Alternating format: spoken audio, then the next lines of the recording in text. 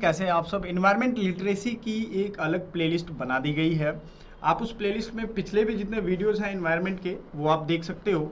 General aptitude test यानी GAT की जो सुबह 7 बजे की क्लास होती है उसमें हम करवाते हैं। बहरहाल आगे हम बढ़ रहे हैं धीरे धीरे और आपका सिलेबस जल्द ही 4-5 दिनों में ही खत्म कर दिया जाएगा पूरे सिलेबस को। चलो क्वेश्चन ये बनाते हैं मस्त तरीके से।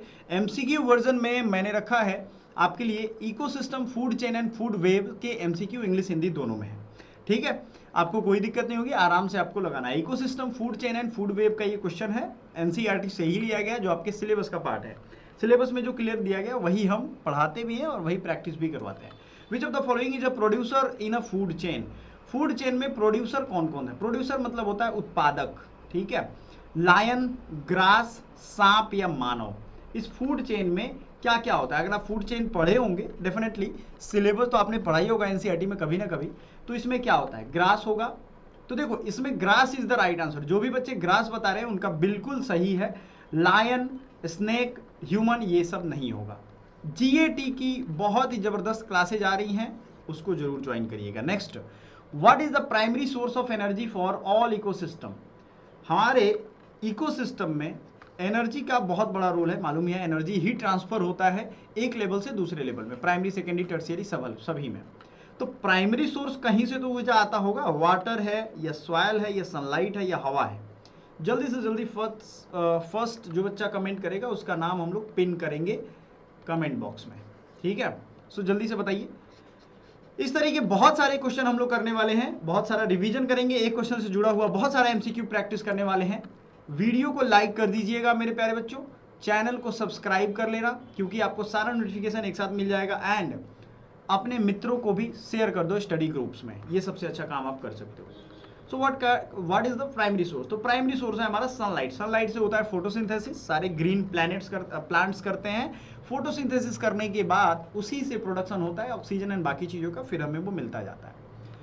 Which organism is always at the first trophic level of A food chain. कौन सा जीव हमेशा खाद्य श्रृंखला के प्रथम पोषण स्तर पे होता है? ओ सॉरी, ये आपको चलो कोई नहीं हमने मिटा दिया। चलो, carnivorous, herbivorous, producers, decomposers. What is the right answer? खाद्य श्रृंखला क्या होता है या फूड चेन क्या होता है? ये होता है food pyramid, primary, tertiary and secondary, sorry primary, secondary and tertiary. ठीक है, सो कार्निवोरस, हर्बीवोरस, प्रोड्यूसर या डिकम्पोजर। हमेशा प्रथम पोषण लेवल पे कौन होगा? प्रोड्यूसर होता है। याद रखिएगा, हमेशा प्रोड्यूसर जो होते हैं ना, जो प्रोडक्शन करते हैं, जैसे ग्रास हुआ, हरे पेड़ पौधे, ये फर्स्ट प्राइमरी लेवल में सबसे नीचे होते हैं। ठीक है, उसके बाद होते हैं इनके जो शाकाहारी होंगे, हर्बीवोर्स, जो क्या करते हैं, इनको खाते हैं, जैसे ग्रास हुआ, पेड़ पौधे हुआ। बकरी को फिर क्या खाएगा? शेर वगैरह, चीता वगैरह खाते हैं। तो ये सब ऊपर ट्रॉफिक लेवल धीरे धीरे बढ़ता जाता है। ठीक है, नेक्स्ट क्वेश्चन। वीडियो को लाइक जरूर कर देना भैया सभी लोग। In a food web an organism that eats both plant and animal is called. एक खाद्य जाल में जो जीव पौधों और जानवरों दोनों को खाता है उसे क्या कहते हैं? Herbivore, carnivore, omnivore, producer. Organism जो प्लांट एंड एनिमल दोनों को खा जाता है, क्या कहते हैं उसको? प्लांट को भी खा रहा है और इसको भी खा रहा है, तो ये क्या हो जाएगा? सर्वाहारी। याद है ना, लोग आप में से बहुत सारे लोग मौकाटेरियन होंगे। क्या कहते हैं उसको? मौकाटेरियन। ना वेजिटेरियन और नॉन वेजिटेरियन, हम मौकाटेरियन है, जो मिल जाए खा लेंगे।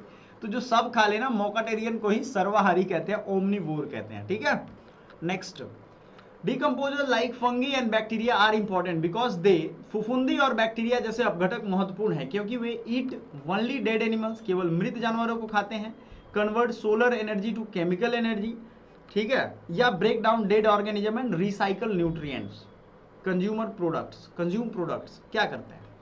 डिकम्पोजर्स, फंगी एंड बैक्टीरिया, ये इंपॉर्टेंट है, ये बहुत इंपॉर्टेंट है, याद रखिएगा। इवन की जो आप दही भी खाते हो उसमें भी बैक्टीरिया होता है, आपके लिए इंपॉर्टेंट है वो। But good bacteria and bad bacteria में हमें क्लासीफाई करना होता है, अच्छा कौन सा है, बुरा कौन सा है। दोस्त तो सभी है, तो अच्छे दोस्त, बुरे दोस्त, है ना, तो यही चीज है। तो आपको याद रखना है ये क्या करते हैं। तो ये सी वाला जो बता रहे हैं बच्चे, students, Rahul, Sanjana, Siya, Raju, very good, आप लोगों का सही है। ठीक है, C is the right answer. Which of the following is an example of tertiary consumer. निम्नलिखित में से कौन सा तृतीयक उपभोक्ता का उदाहरण है? तो ग्रास, रैबिट, फॉक्स या ईगल, जल्दी बताइए। मैं अपने स्टूडेंट्स को ये कहता भी हूँ, हिंट दे रहा हूँ आपको, मेरे यहाँ जो भी पढ़ते हैं, याद रखिएगा स्टूडेंट्स, बच्चों, आपके लिए मैं कहता हूँ कि आपको चिकन नहीं बनना। चिकन बनोगे आप काट के बेच दिए जाओगे दुकानों पे। आपको ईगल बनना है। तो टर्शियरी लेवल में यहाँ ईगल होना है, ठीक है, ये याद रखिएगा, eagle is the right answer. A food chain always start with, food chain किससे स्टार्ट होता है, जल्दी बताइएगा। नेक्स्ट क्वेश्चन का राइट आंसर, फूड चेन किससे शुरू होता है? उत्पादक, हर्बीवोर्स, कार्निवोर्स, प्रोड्यूसर या ओमनीवोर्स, किससे शुरू होता है? फूड चेन किसी से तो शुरू होता होगा, तो ये शुरू होता है प्रोड्यूसर से। प्रोड्यूसर मैंने ये पहले भी बताया है, सबसे लोअर लेवल पे अगर पिरामिड करते हैं तो सबसे लोअर लेवल से ऊपर लेवल में जाते हैं, सबसे लोअर लेवल पे प्रोड्यूसर होते हैं। Which of the following best represents a food web? अच्छा, food chain and food web, इन दोनों में अंतर पता है क्या? नहीं पता है तो अभी एनसीईआरटी के चैप्टर्स में दिखाऊंगा, डोंट वरी। तो निम्नलिखित में से कौन खाद्य जाल का सबसे अच्छा प्रतिनिधि? Straight line of who Yeats हुम, कौन किसे खाता है, इसकी सीधी रेखा, क्या ये फूड वेब होगा? नहीं, वेब में सब कनेक्टेड होता है। A network of interconnected food chain, food chain का इंटरकनेक्टेडनेस ही होता है, इंटरकनेक्टेडनेस, सब जुड़ा हुआ है एक दूसरे से। A list of the plant, a group of predators, जी नहीं, बिल्कुल भी नहीं। तो फूड चेन सब एक दूसरे से जुड़े हुए हैं, उनको ही कहते हैं फूड वेब, ठीक है। What happens if the population of herbivores in food chain decrease? यदि खाद्य श्रृंखला में शाकाहारी जीवों की संख्या घटती है तो क्या होगा? शाकाहारी, याद रखिएगा, जब भी शाकाहारी संख्या घटेगी, यानी कि आप खुद सोच के देखो कि आप इस चीज को इमेजिन करके देखो, बकरियां कम हो गई, मान के चलो जिस जंगल में शेर और बकरी है, बकरियां कम हो गई तो क्या हो जाएगा? बकरी जब कम होगी तो शेर भी तो कम होंगे भाई, है ना। सबसे पहला प्रभाव किस पे पड़ेगा? अगर शाकाहारी लोग खत्म हो गए तो एक तो जंगल और जंगल की प्रजातियां जो हैं, जो ग्रीन वेजिटेबल्स हैं, वो बढ़ना शुरू हो जाएंगी, ठीक है। प्रोड्यूसर्स घटेंगे नहीं, प्रोड्यूसर्स बढ़ जाएंगे, तो कार्निवोर्स विल डिक्रीज, ये खत्म होना, भूखे मर जाएंगे ना, मिलेगा क्या? घास थोड़ी ना खाएगा। एक कहावत है, शेर कितनी भी मजबूरी हो जाए घास थोड़ी ना खाता है। सही बात है भाई, शेर घास नहीं खाता है, शेर शेर को खा जाएगा, घास नहीं खाएगा, है ना। विच of this is not a component of an ecosystem? निम्नलिखित में से कौन पारिस्थितिकी तंत्र का हिस्सा नहीं है? सनलाइट, सूर्य का प्रकाश, वाटर, टेम्परेचर या सैटेलाइट? इकोसिस्टम बताइए। तो ये राइट आंसर होगा सैटेलाइट। मेरे प्यारे साथियों, आपको मैं बता दूं कि ये बहुत ही बेस्ट सेशन चल रहा है हमारा, इसको मिस नहीं करना है आपको किसी भी हाल में। आपको देखो, जितने भी एनसीईआरटी के चैप्टर्स हैं उन सबको मैं आपको बता रहा हूँ, इन्वायरमेंटल इशूज पढ़ना है, ये सब चीज़ें पढ़ना है। अगर आप डिमांड करोगे तो 6-7 दिन में सारा सिलेबस हम कंप्लीट करवा देंगे, मैराथन क्लास लेकर के। देखो यहाँ पे पूरा फूड वेब दिया है ना, हर कुछ दिया है कि नहीं? देखो आप, देखो साइड में सारा चैप्टर्स हैं, हम खोल करके रखे हुए हैं आपके लिए, ताकि आपको दिखा पाएं आपके एनसीईआरटी के ये चैप्टर्स हैं। और इतना तो करवा देंगे, एनसीईआरटी से आउट पूछा भी नहीं जाएगा, आपको ये मन से करना पड़ेगा, तो आपके डिमांड पे ये आएगा, ठीक है ना। आगे बढ़ते हैं क्वेश्चन में। चलो, कुछ क्वेश्चन अब थोड़ा उन फूड चेन और इन चीज़ों से आगे बढ़ेंगे, और पिछला जो चैप्टर है उसको भी आज रिवीजन करा देंगे, टेंशन ना लो, सब खत्म हो जाएगा। Which gas is primary responsible for global warming? Primarily oxygen, carbon dioxide, nitrogen या hydrogen? Which gas is primarily responsible for global warming?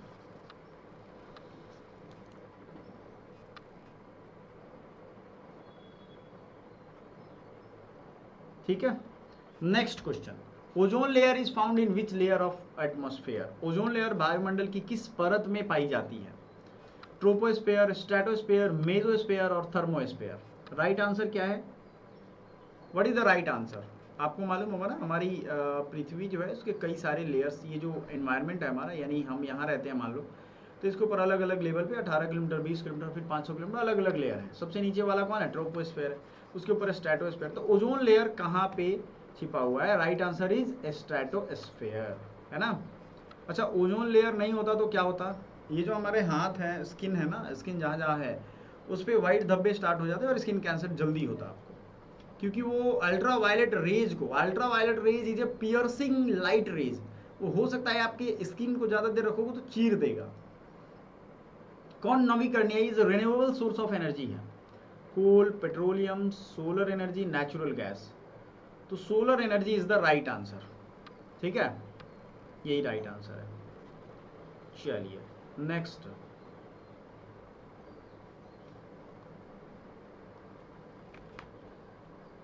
Which of this is non biodegradable waste, इनमें से कौन अपघटनीय कचरा नहीं है? Vegetable peels, plastic, paper, cotton. Non biodegradable कौन कौन है भाई?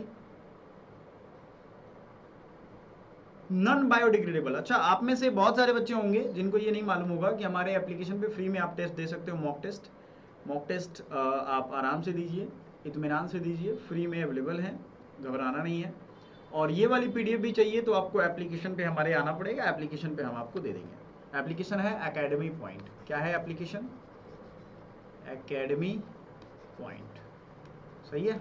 चलिए, which of this is non degradable waste? Vegetable peels, plastic, कागज या कॉटन? तो नॉन बायोडिग्रेडेबल यानी कि प्लास्टिक होगा इसमें, जो बायोडिग्रेडेबल नहीं है। देखते हो प्लास्टिक अगर 1000 साल बाद भी निकालो तो वो गलता नहीं है। Plastic is the right answer.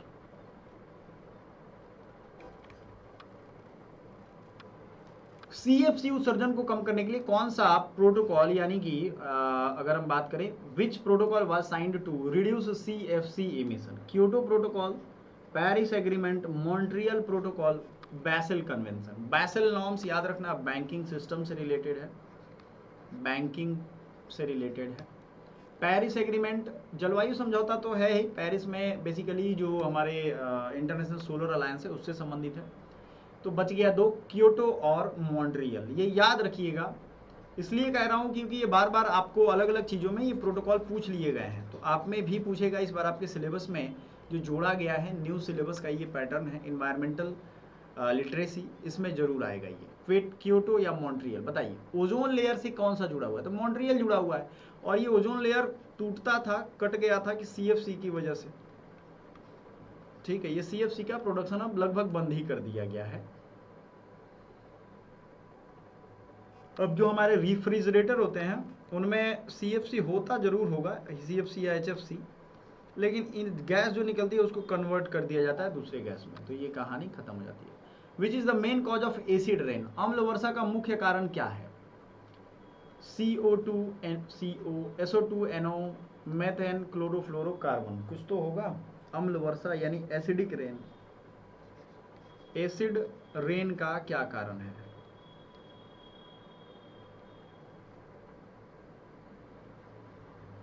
बताइए, एसिड रेन का क्या कारण है? SO2 and NO, sulphur dioxide और नाइट्रोजन ऑक्साइड, यही एक तरीका है। Which is the largest source of fresh water on earth? पृथ्वी पर ताजे जल का सबसे बड़ा स्रोत कौन है? Rivers, lakes, ice cap and glacier, ground water. पृथ्वी पर ताजे जल का सबसे बड़ा स्रोत कौन है? Which is the largest source of fresh water on earth? Rivers, lakes, ice caps and glacier.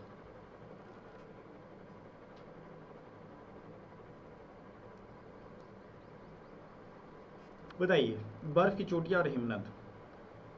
पृथ्वी पर ताजे जल का सबसे बड़ा स्रोत reverse, lake.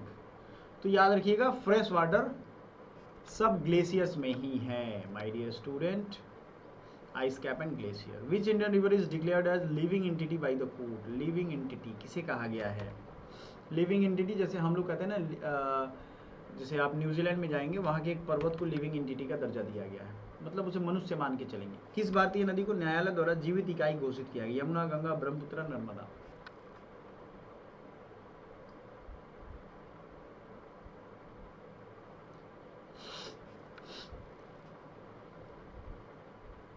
Ganga is the right answer. Which of these is not a green house gas? Methane, nitrous oxide, oxygen and water vapour. Green house gas क्या क्या नहीं है? ग्रीन हाउस गैस की लिस्ट मैंने दी थी, तो मेथेन तो होता है उसमें, nitrous oxide, oxygen, water vapour. Water vapour भी होता है।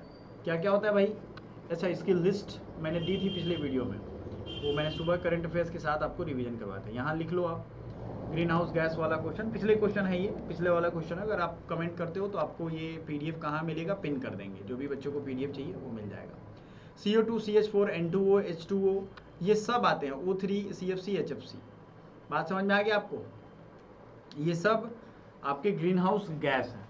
ये CVT 2025 के लिए बहुत इंपॉर्टेंट है। CO2, CH4, N2O, H2O, O3, CFC, HFC, ये सब हाइड्रोफ्लोरोकार्बन, क्लोरोफ्लोरोकार्बन, ओजोन, जल, नाइट्रोजन ऑक्साइड, CH4, CO2, ये सब समझ में आ गया?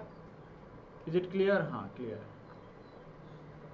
अगला है चिपको आंदोलन किससे संबंधित है? Air pollution, forest conservation, animal protection, river cleaning.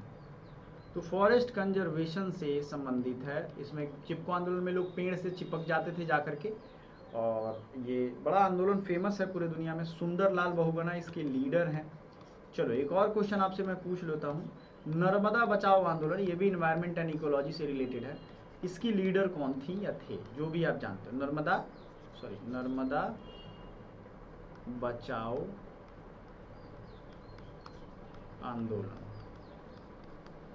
ठीक है। चलो ये काम करना। अब पीछे वाला जो क्वेश्चन है जो हमने प्रीवियस क्लास में किए थे, प्लेलिस्ट में तो मैं डाल ही दूंगा, आप रख लेना। इसको एक बार जल्दी से सरसरी निगाह से कर लेते हैं। Which of the following is green house gas? Oxygen, nitrogen, carbon dioxide और हाइड्रोजन। तो राइट आंसर क्या हो जाएगा? कार्बन डाइऑक्साइड, है ना। Taj Mahal is affected by which type of pollution? Air, water, noise या सॉइल?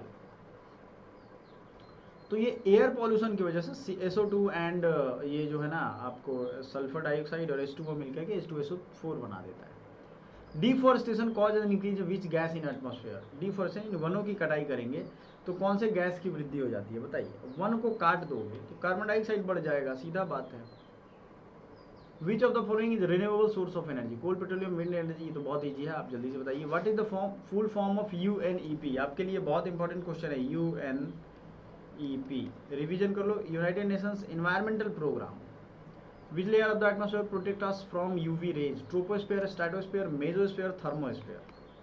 ये भी मैंने अभी बताया है, तो मैं चाहता हूँ आप फटाफट से कमेंट करते जाओ, रिलैक्स होकर के पढ़ाई करो, बहुत बेनिफिट मिलेगा। चिपको आंदोलन किससे संबंधित है? Which of the following is an effect of global warming? का कौन सा प्रभाव है, जल्दी बताइएगा। सब मैंने प्रीवियस वीडियो में करवाया हुआ है, रिवीजन जस्ट करवा रहा हूँ। Which river is considered the most polluted? Yamuna है। ये आंसर आपको सभी को करना है। तो बुझिए क्वेश्चन का आंसर तो सभी कर देते हैं, थोड़ा बढ़िया लेवल की क्वेश्चन को करो। चलो, which of the following is eco friendly activity? Using plastic bag, planting more trees, water wasting water, deforestation. क्या हो जाएगा?